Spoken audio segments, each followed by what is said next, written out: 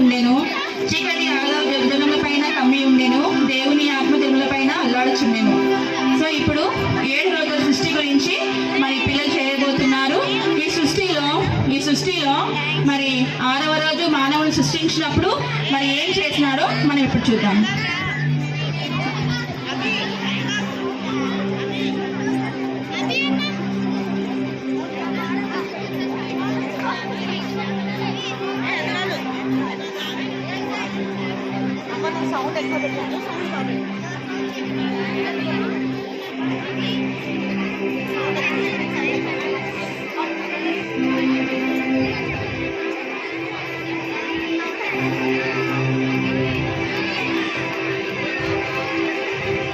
So దేవుని యొక్క సృష్టి మరి చాలా గొప్పది కాబట్టి 7 రోజులు వీళ్ళు చాలా కష్టపడినారు, చాలా ప్రాక్టీస్ చేస్తున్నారు.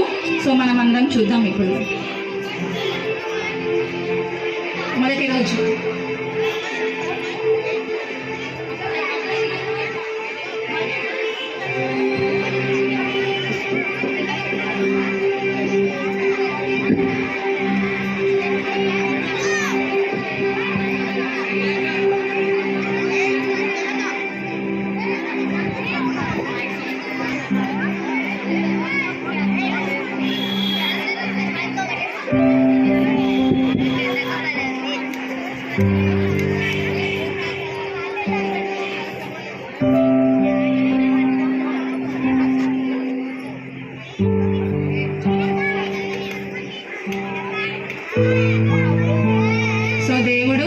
మొదటి రోజు గురించి చెప్పారు.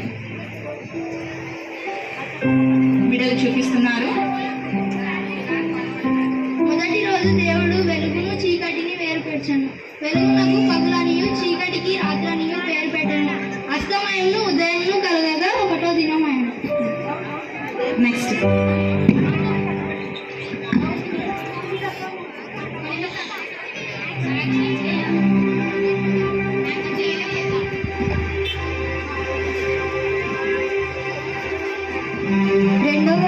దేవుడు ఆ విశాలమునకు ఆకాశము అని పేరు పెట్టెను. అస్తమయము ఉదయములు కలగగా 2వ దినం ఆయను.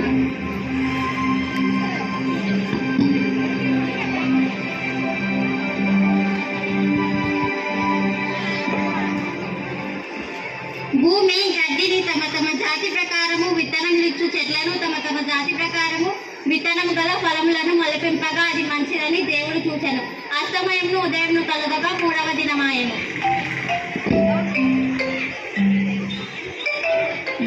4వ దినం.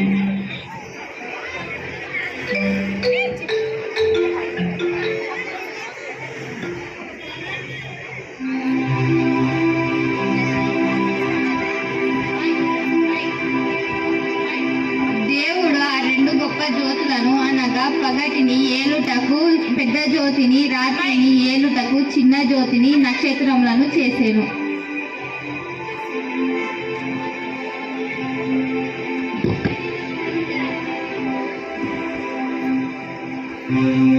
దేవుడు పగటిని రాత్రిని వేరుపరిచినట్లు ఆకాశ విశాలమందు జ్యోతులు కలుగునుగాక అనియు అవి సూచనలను కాలములను దిన సంవత్సరములను సూచించుటకై యుండునగాక అనియు భూమి మీద వెలిగించుటకు జ్యోతులు యుండునగాక అనియు పలికెను. ఆ ప్రకారం ఆయను. భూమి మీద వెలిగించుటకును పగటిని రాత్రిని ఏలుటకును వెలుగును చీకటిని వేరుపరచుటకును దేవుడు ఆకాశ విశాలమందు వాటి నుంచెను. అది మంచిదని దేవుడు చూచెను. అస్తమయమును ఉదయమును కలగగా 4వ దినం ఆయను.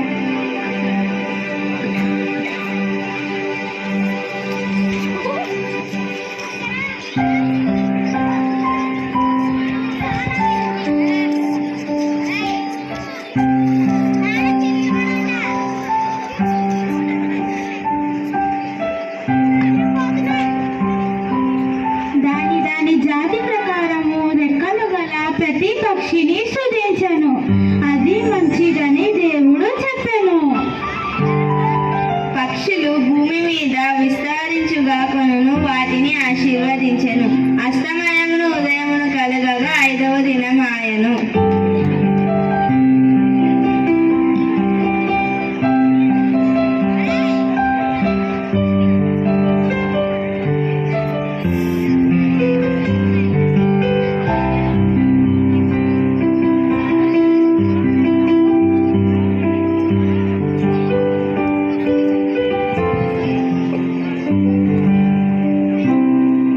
దేవుడు తన స్వరూపమందు నరుని సృష్టించెను. ఇప్పుడు మరి 6వ దినం రోజు నరుని సృష్టించినప్పుడు మరి నరుడు ఏం చేసినాడో మనం ఇప్పుడు చూద్దాము.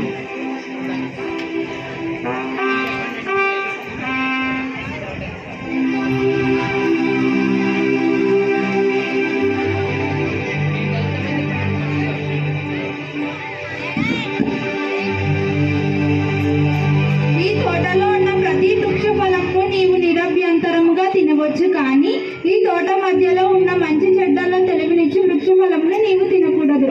నీవు వాటిని తిను దినమున నిశ్చయముగా చచ్చెదవు.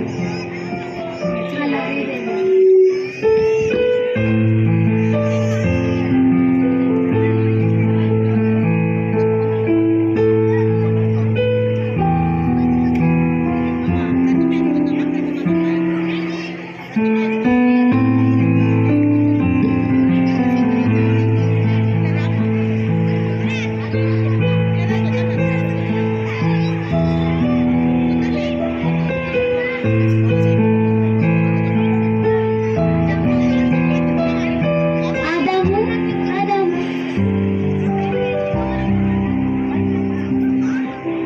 నా ఎముకలో ఎముక, నా మాంసములో మాంసం, ఇది నరులలో నుండి తీయబడినది కనుక నారి అనబడు.